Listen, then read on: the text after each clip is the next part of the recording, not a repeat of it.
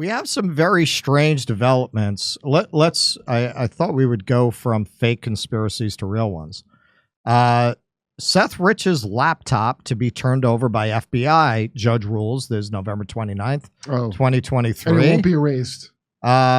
Wait, not so fast. FBI defies court order, refuses to turn over Seth Rich evidence to attorney. Oh, that's not because of any reason. No, nothing to see here. Attorney Ty, they gave it to Ray Epps. Attorney Ty Clevenger is the bulldog attorney who has been after the DOJ and FBI for years to get to the bottom of the Seth Rich murder. Clevenger also investigated who supplied the DNC and Podesta emails to the DNC during the 2016 election cycle. After years of denying they had anything related to Seth Rich, the FBI and DOJ were caught lying over and over again.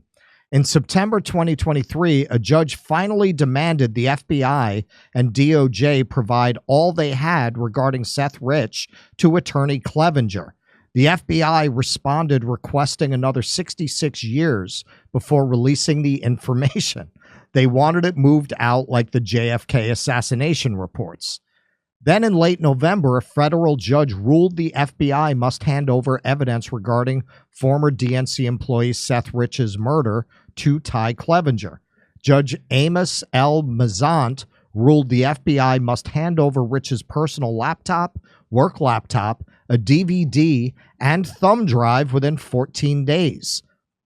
It's now been over 40 days since this ruling came down, and the lawless Chris Wray FBI has defied the court order. Attorney Clevenger tweeted this out late last night. Just when I think the FBI can't get any more arrogant or lawless, there's this from the Seth Rich case. Can mainstream media reporters like Oliver Darcy, Andy Kroll, and Isikoff finally admit that none of this passes the smell test, that maybe they got duped? The current FBI brass believe they are above the law. This will only stop when there are legal ramifications for their lawless actions. That was from Trump. I'm kidding. Trump did. I was going to say. That was very Trumpian.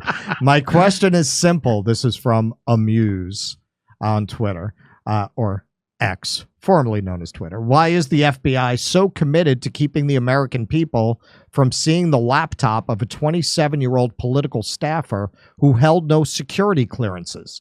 Seth Rich died 8 years ago.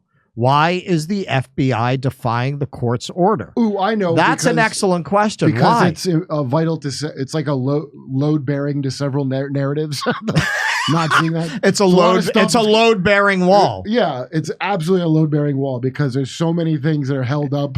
It's a load bearing wall to the entire Democratic Party narrative of the last 8 years. Julian Assange things coming up. I mean, there's a lot riding on this.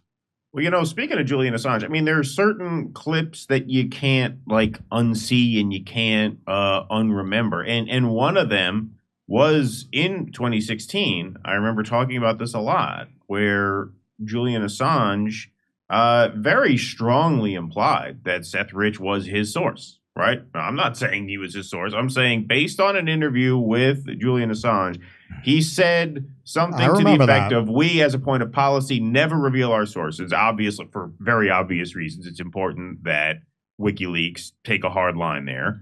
But everything he was saying, I remember that. He strongly implied they whacked him. He said he strongly implied that they were his source. Now, if he was strongly implying that, didn't he say something like it's deliberately misleading for the sake of protecting a different source? I suppose you don't know that, but I don't know Julian Assange to be a very misleading person. Everything that WikiLeaks has ever put out has checked out 100% true. So obviously they engage in source protection as a publisher. But I can't think of a time when he's consciously misled the public in that way. And so that always sort of stuck with me. All of this, obviously not having come out yet. But I remember that was in 2016. Didn't he say something like it's very dangerous or something to be a source? Our sources put themselves at great risk. Yeah, and then they asked, well, is Seth rich? And he says, we don't reveal our sources, but our sources put themselves in great danger sometimes to give us information. But the obvious implication was that, yes, he was the source. Right. Why would they be hiding the laptop if it's not him? Well, There's no reason. Why wouldn't you just hand it over? If there's nothing, again, this is like a Ray Epps situation. Like, what other interpretation is there other than that there is more to this than people were led to believe? Why on earth would the FBI want 66 years? I mean, that's JFK shit. 66 years. Who were you protecting? You're protecting somebody. I bring this up a lot. Like, the lower end ones are 20 years. The higher end ones are 60 and up. Yep. Also think, I mean, who was Seth Rich? He was a staffer who supposedly was killed in a random murder, right? He was killed at a gas station. So, yeah, I mean, why wouldn't that? Why wouldn't you? Why do they need his laptop at all? Be disclosable at this point? Yeah. And why lie about having it? Apparently, they lied about having it in the first place. Right. This is why we say people with, because now they just casually announce UFOs are real on a regular, but let's say they did find a spaceship with an alien in it. Do you think they would tell you? Or do you think they would hide it for 75 to 80 years? You know, at first I dismissed the people who said this is a new distraction, but now with like every week people are like, yeah, an alien came and ate my Fritos and I woke up in the middle of the night. Like, I'm starting to think it is. Well, everything. I don't think it's an effective distraction. I think more people remember the movie Independence Day starring the great Will Smith. Okay, more people care about the news that he's probably gay than that aliens are probably real. It's not the greatest distraction. The best distraction is like putting chicks with dicks on a beer can. That's a distraction. Like aliens, they don't have to even. I don't even think it is a good distraction. I think whatever the job was done on that is perfect, because it's, if you saw a picture of an actual real honest God alien, I know I wouldn't believe it. I would say that's a puppet. Well, right? When I was saying this today. So I don't know if you watch Nerdrotic. Gary, that's my friend. Yeah. Okay. So he's gotten like, they think it's death threats on X over his coverage of Echo. Did he? I haven't seen him talk about it. I saw somebody else put a thing about it. He did a video about Echo, and somebody put up, it's time to, and they put in 4 symbols, this motherfucker. Who likes So it's Echo? like, well, is it kill or fuck or what? But people who responded to it were saying, well, some sick bastards. But I looked at that and I said, that's a perfect example. Like, if they can get you that animated about a freaking TV show, what agency do you even have in your life anymore, man? Like, where are you in your behavior?